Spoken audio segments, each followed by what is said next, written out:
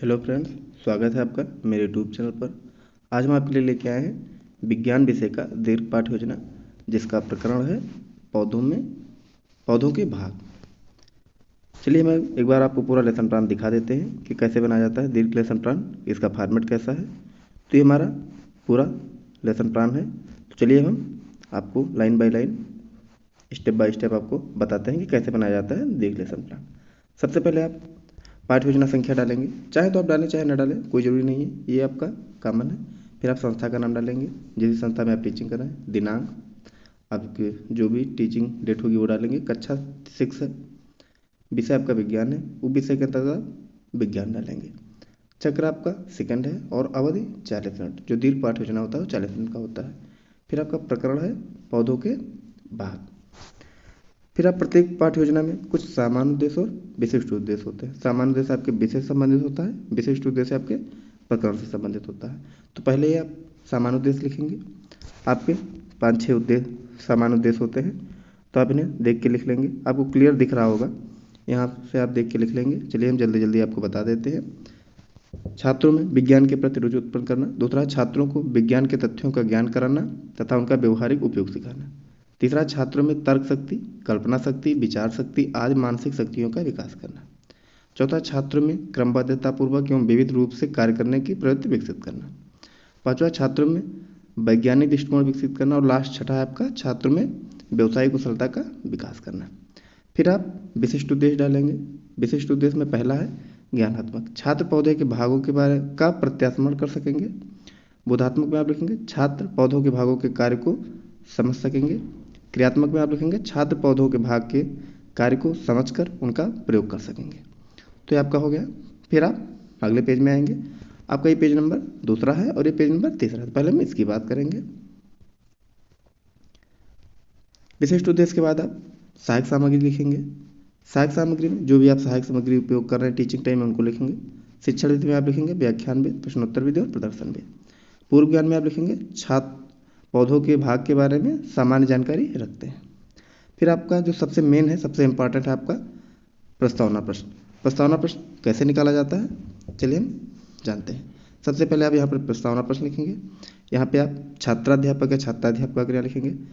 छात्राध्यापका जो गर्ल्स हैं वो छात्राध्यापक क्रिया लिखेंगे, जो बॉयज़ हैं वो छात्राध्यापक क्रियाएँ लिखेंगे। यहाँ पे आप छात्र छात्रा क्रियाएँ दोनों लिखेंगे। आपका जो प्रस्तावना प्रश्न पहला होगा उसका जो आंसर आएगा उसी आंसर से आपको दूसरा प्रश्न स्टार्ट करना होता है। चलिए देखते हैं। पहले आप प्रस्तावना प्रश्न संख्या 1 डालेंगे। मनुष्यों को ऑक्सीजन किससे मिलती है, तो पेड़ों से। पेड़ों से हमें और क्या क्या मिलता है, तो फल फूल पत्ती आदि। फल फूल लकड़ी पत्ती ये सब पेड़ों के क्या हैं, तो भाग हैं। फिर पौधों के भागों के बारे में आप क्या जानते हैं, तो आपका ये समस्यात्मक प्रश्न हो जाएगा। यहाँ पे आप समस्यात्मक प्रश्न लिख लेंगे तो ये आपका प्रस्तावना प्रश्न निकल आएगा। फिर आप उद्देश्य कथन लिखेंगे कि छात्रों आज हम सब मिलकर पौधों के भाग के बारे में विस्तृत अध्ययन करेंगे। तो ये आपका प्रस्तावना प्रश्न कंप्लीट हो गया। फिर आप प्रस्तुतिकरण आप पहला डालेंगे। प्रस्तुतिकरण 1, इसमें आपका शिक्षण बिंदु है जड़, मूसला और तना। यहाँ जो शिक्षण बिंदु आपका शेष पार्ट आपका यहाँ आपका मिल जाएगा, तो आप कंफ्यूज मत होइएगा। अभी हम जूम कर देते हैं, अभी आपको सब क्लियर हो जाएगा। अब जूम कर देते हैं। यहाँ पे आप शिक्षण बिंदु लिखेंगे और शिक्षण में मैंने बता दिया है जड़, मूसला और आपके तना, ये 3 आपके शिक्षण बिंदु हैं। 3 का एक ही शिक्षण बिंदु है। शिक्षण बिंदु में ये जड़, मूसला और तना, ये 3 चीज़ें हैं। यहाँ पे आप छात्राध्यापक या छात्राध्यापक क्रिया लिखेंगे जो भी आप होंगे, और यहाँ पे छात्र छात्रा क्रिया लिखेंगे। छात्र छात्रा क्रिया में लिखना होता है छात्र छात्रा ध्यानपूर्वक सुनेंगे, सिर्फ इतना लिखना होता है। फिर आपका यहाँ से आपका शिक्षण बिंदु स्टार्ट है। यहाँ से आपका यहाँ तक आप लिख लेंगे और इसके आगे का आपको अगले पेज में देखने को मिल जाएगा। ये देखिए, हम जूम कर देते हैं, आपको क्लियर दिख रहा होगा, और जूम कर देते हैं, अब आपको बिल्कुल क्लियर दिख रहा होगा। तो यहाँ से आप यहाँ तक आप लिख लेंगे। इसे वीडियो को रोक करके या स्लो करके आप लिख लेंगे अपनी सुविधा अनुसार। अब हम आपको लाइन बाय लाइन नहीं बताएंगे क्योंकि वीडियो बहुत लंबी हो जाएगी।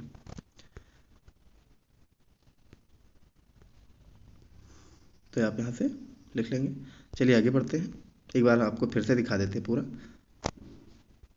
यहाँ तक आपने लिख लिया, अब इसके आगे का यहाँ से आप यहाँ तक लिख लेंगे, तो आपका हो गया ये। फिर आप प्रस्तुतिकरण के बाद आप बोध प्रश्न करेंगे।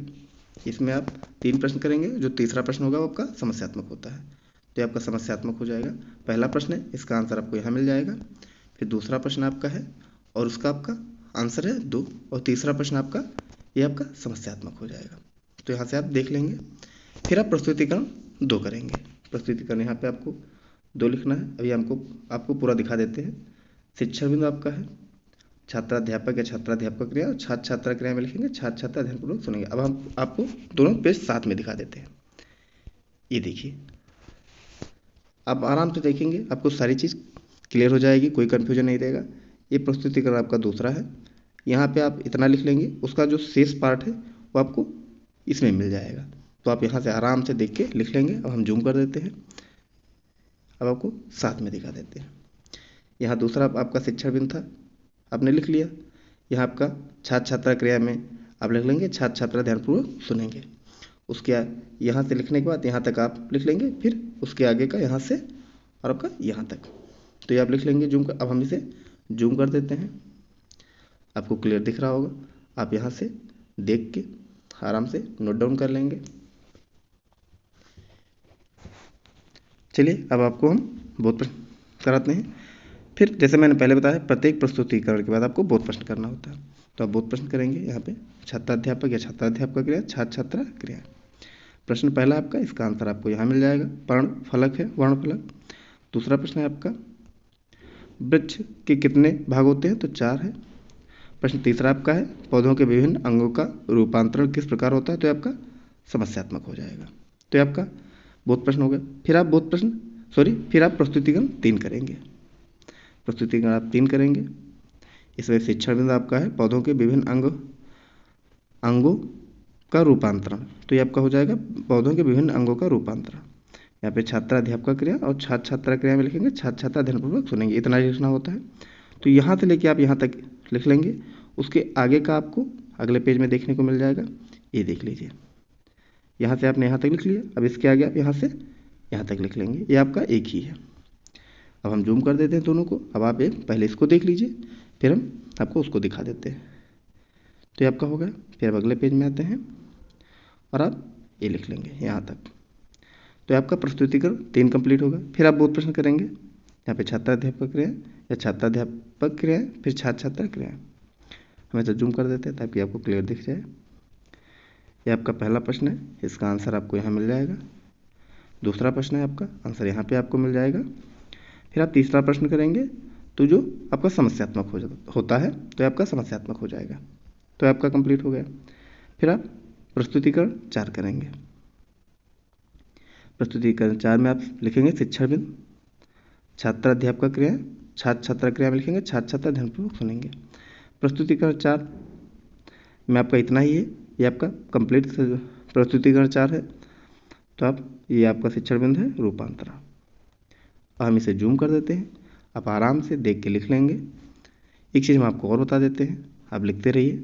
उसके साथ ही हम आपको एक जानकारी दे दें छोटी सी। अगर आप अन्य विषय के लेसन प्लान आपको चाहिए तो आप हमारे यूट्यूब चैनल के प्ले लिस्ट में जाके वहाँ से देख सकते हैं। बहुत सारे विषय पे, बहुत सारे टॉपिक पे आपको लेसन प्लान मिल जाएंगे।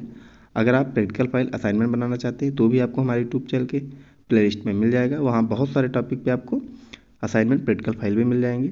अगर हमारा लेसन प्लान प्रैक्टिकल फाइल आपको यूजफुल लगे तो प्लीज़ चैनल को सब्सक्राइब कर दीजिएगा, वीडियो को लाइक कर दीजिएगा और शेयर करिएगा। तो ये आपका प्रस्तुतिकरण 4 होगा। आप यहाँ से देख के लिख लेंगे। अब हम आगे बढ़ते हैं। प्रस्तुतिकरण 4 के बाद आपको सैंपल कार्य करना है। सैंपल कार्य में आप लास्ट में एक ब्लैक चार्ट पे मेन बिंदु लिख के और अपने लेसन प्लान में चिपका लेंगे। जो भी मेन बिंदु होंगे तो उसे आप लिख लेंगे। फिर आप सैंपल कार्य के बाद निरीक्षण कार्य करेंगे।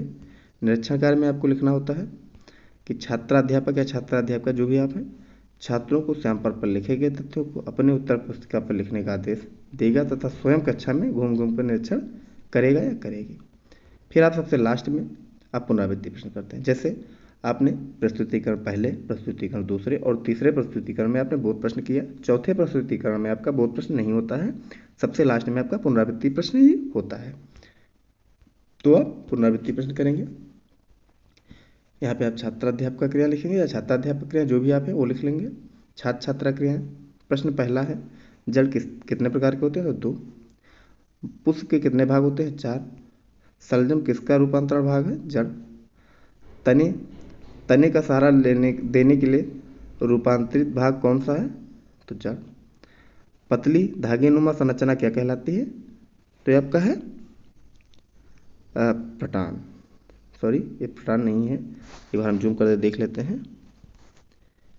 ये प्रतान लिखा हुआ है यहाँ पे। पतली धागेनुमा संरचना क्या कहलाती है? तो आपका प्रटान नहीं है। वैसे आप जो धागेनुमा संरचना वहाँ पढ़ेंगे तो आपको क्लियर समझ में आ जाएगा ये क्या लिखा हुआ है, तो आप लिख लेंगे। यहाँ पे पढ़ने से प्रटान ही लिख समझ में आ रहा है, आप देख लेंगे, कोई दिक्कत नहीं है। हमें भी याद नहीं आ रहा है क्या लिखा गया है, कोई दिक्कत नहीं है।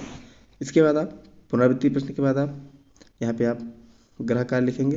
ग्रह कार्य में आप लिखेंगे छात्राध्यापक छात्रों को उसके आसपास के पौधों का निरीक्षण कर उनके जड़ तना पत्ती फूल तथा रूपांतरण के बारे में लिख कर लाने का आदेश देगा। फिर आप यहाँ समालोचना लिख के छोड़ देंगे। जब आप टीचिंग करेंगे तो आपके जो वहाँ के हेड होंगे, प्रिंसिपल टीचर जो भी होंगे, आपके लेसन प्लान में कमेंट करेंगे, साइन करेंगे और कमेंट्स करेंगे और अपने सुझाव देंगे जो भी होगा। तो ये हमारा विज्ञान विषय का दीर्घ लेसन प्लान था। आपको कैसा लगा प्लीज़ कमेंट के माध्यम से जरूर बताइएगा। हमारे चैनल को सब्सक्राइब कर दीजिएगा। अन्य विषय के लेसन प्लान देखने के लिए आप हमारे यूट्यूब चैनल के प्ले लिस्ट में जाकर वहाँ से देख सकते हैं। बहुत सारे विषय के आपको लेसन प्लान मिल जाएंगे। बहुत सारे टॉपिक पे आपको प्रैक्टिकल फाइल असाइनमेंट भी हमारे यूट्यूब चैनल के प्ले लिस्ट में मिल जाएंगे। तो प्लीज़ आप सब लोग चैनल को सब्सक्राइब कर दीजिएगा, वीडियो को लाइक करिएगा, शेयर करिएगा, कमेंट के माध्यम से जरूर बताइएगा कि हमारा लेसन प्लान आप लोगों के लिए कितना यूजफुल रहा। Thank you.